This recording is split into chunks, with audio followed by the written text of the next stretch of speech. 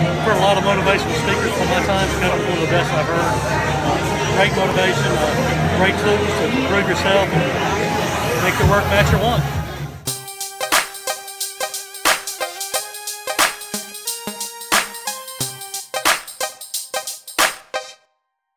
Fun and stuff. One of the things I really wanted to do on this occasion is bring a special guest in. I tell you, this guy here, I've known for about 15 years? And he's been doing a lot of phenomenal work out there on the public speaking circuit. He's written several books, and he's really on the public speaking circuit right now and making a lot of noise, and you're going to hear a lot more about him in the near future. But we had an opportunity, because his schedule allowed him to be here, for him to come speak with us for a few moments. So I would tell you, I'm really excited about it. I think you're really going to enjoy him. And so I'll bring him to the stage. You guys give a warm welcome to Mr. Kendall Ficklin.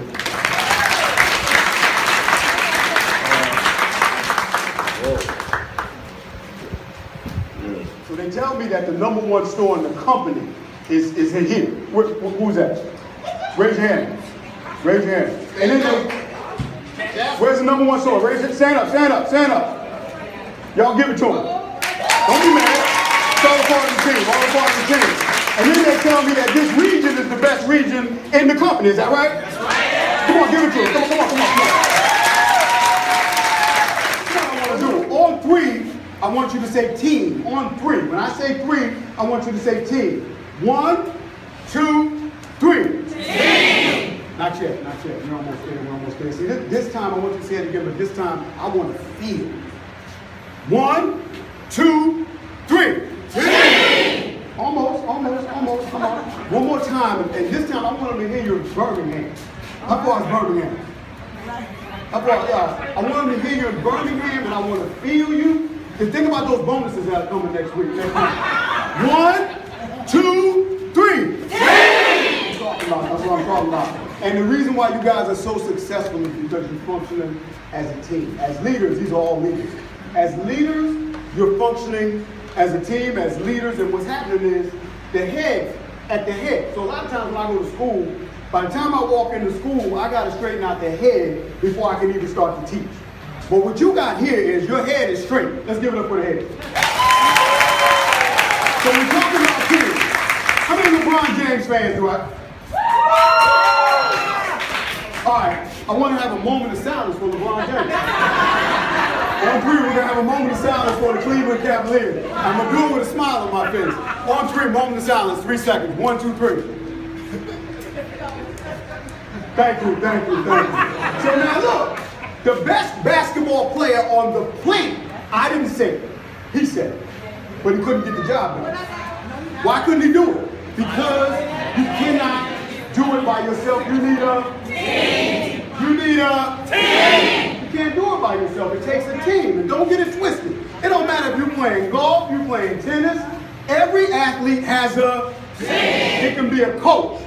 Team. It can be a quarterback. Team. It can be the running back. Team. It can be the point guard. Team. I like that. They're all right. They're all right. You gotta have teamwork in order to make that dream work. I heard somebody say that before. So what I want to do today is, I'm going to tell y'all a little story real quick. I got 2 points I want to hit you with. So this first story is, I went to this fast food place. I'm not going to name it, actually. Just for the purposes of this talk, I'm going to call it Burger King. So I didn't go there. I only eat Arby's. I didn't go there. I went in there just for my daughter. They wanted something from me. I didn't eat there. So I walked in, and let's just say this is the counter. I walked in, and this is exactly what happened. I'm standing there. And I wasn't secret shopping. So finally, the young lady that was working the cash register, she comes and running and came around. Mind you, in the backdrop, I guess it was the store manager and his assistant. They were there, like standing right in front of me, not just, She comes in. She never said, "Hey, how you doing, sir?" She walked up to me and she said, "You know what you want?" See, now, I'm from New Jersey.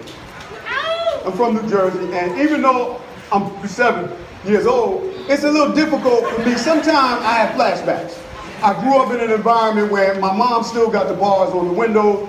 Every now and then I still have a flashback. So she said, young. You know what you want? And I just backed up a little bit because I had to catch myself. I backed up and I said, excuse me? And she said, do you know what you want? And she looked a little more pleasant. So I gave her the order, and at that point I was about to walk out, but I didn't feel like cooking. So she, took the order. We're talking about average service. Say average. Average. So finally another 5 minutes goes by, I get the food, I'm vexed, I walk out. And the first thing I said to myself, this doesn't happen at Arby. Did I say that? I'm going to be very honest. I go to Arby's. I love the food at Arby's. But one of the things that I love about Arby's is the service. When I walk through the door, it's pleasant. How you doing? What can I do for you? And I like to make people laugh. I like to keep it 100 with people. So I always open up. So I love that. So I walked out of there and I was vexed. And one of the things that I love to share with staff when I come and I talk to staff and leaders is you got to go from average to outstanding. I know this doesn't apply to anybody in here because y'all are here. Y'all are beyond average. But you're about to staff up and you're about to bring in some new, I like to say some new employees. Let me say that. Some new employees. And they have to know how to go from average to outstanding. Because where I was in Burger King, that was average service, and that brings average customers, and that brings average income, and that brings average reports, and that brings no bonuses. Say no bonus. No. So we don't want to do average. So I work with, I coach, I do some corporate coaching. And one of my clients said, well, Kendall, how do we go from average to outstanding? It's difficult to get good workers in here. I said, you have to become obsessed with improvement. He said, what? You got to become obsessed with improvement. Now, I don't just talk about this. Like, I don't read these books and write these books based on what I heard Stephen Covey say. I lived this. I had to become obsessed with improvement. Here's a quick story. I used to be single, and I used to cook for myself, do my own laundry, wash my own dishes every now and then.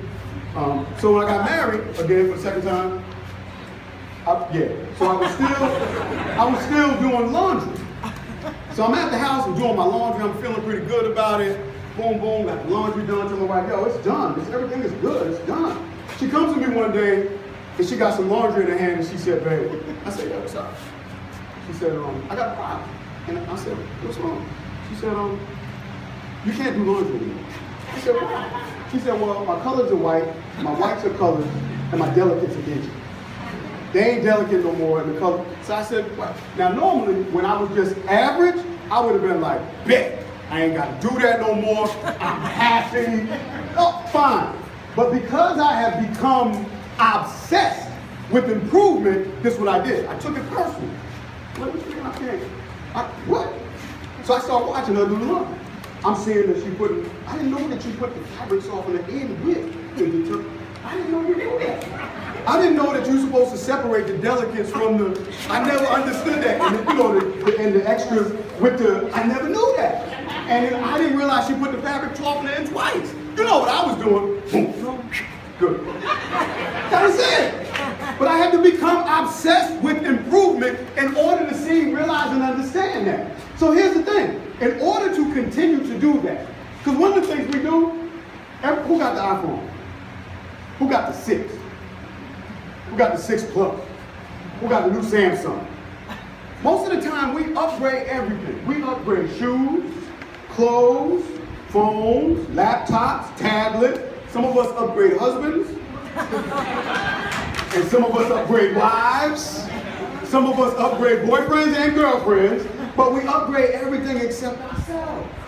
It's 2015, some of us still rocking from 2000. We still think with a 1995 mentality.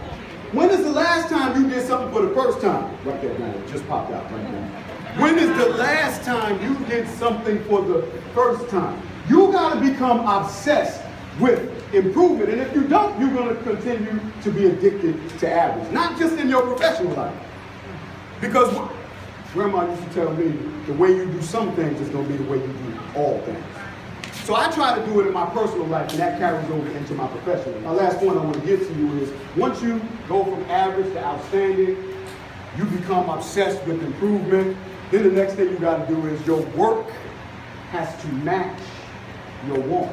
You can be, you can do, you can have anything that you want, as long as your work matches that want. So, It's the 3 S's. I call it the 3 S's. If you want your staff to be exceptional, then your work has to match that want. You got to put the time in with the staff. You got to train the staff. You got to work. And I'm not just talking about some days. I'm talking about every day. I work 7 days a week. On Monday, I work. On Tuesday, I work. On Wednesday, I work. On Thursday, I work. On Friday, I work. Saturday, work. And Sunday too, I work. Every day. But I do it because I love what I do. And I'm obsessed with being better every single day. I refuse to go to sleep at night being the same way I was when I woke up. Your problem is y'all want some stuff, but you ain't willing to work for it. You believe in the book where it said he took a day off. I sleep. I'm going to chill when I get to heaven in the sweet by and by. I want to work because I got people counting on me. I got bonuses I need to get. I got staff I need to improve. I got gigs I need to get. I got people that rely on me to be the best that I can be. So this is what I want to do. I'm done. I want to close this out. I want everybody to stand up. You got to say it the way I say it, with the passion that I got. And if not, we got to keep doing it. You ready? Repeat after me. I pledge to give the best of me. To work hard. Every day. To be the best. Leader. That I can be. I will focus. And make it fun. And get done. What needs to be done. Being good. Being good is not acceptable for me. Great. And amazing is what I'm going to be. Now this I will do. And forever be true. Not I. Not me. But we. As a team. Let's work. Give it up for yourself.